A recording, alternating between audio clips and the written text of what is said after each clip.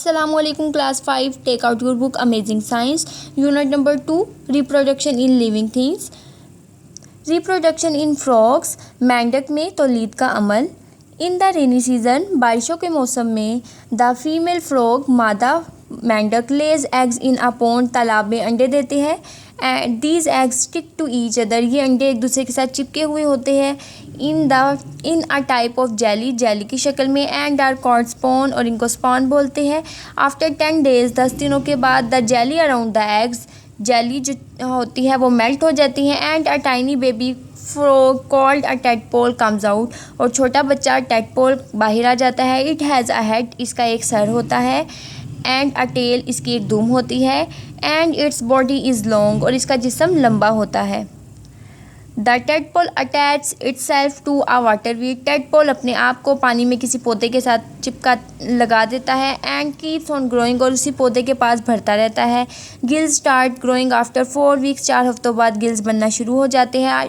After 6 to 9 weeks, 6 से 9 हफ्तों के बाद टांगें ज़ाहिर होना शुरू हो जाती है. After 3 months, the tadpole changes into a complete frog, 3 महीनों के बाद टेडपोल एक मुकम्मल मेंढक बन जाता है. रिप्रोडक्शन इन बर्ड्स, परिंदों में तौलीद का अमल.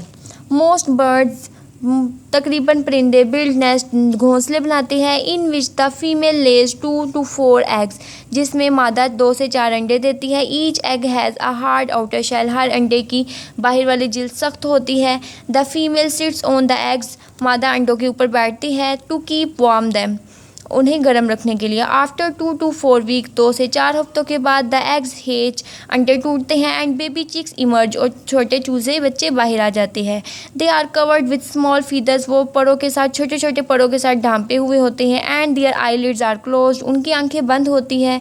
Both parents feed and look after the baby bird, दोनों माँ बाप अपने बच्चे की हिफाजत करते हैं. Till they are strong enough to fly and find their own food, यहाँ तक कि वो मजबूत हो जाए और अपना खाना खुद तलाश कर सके.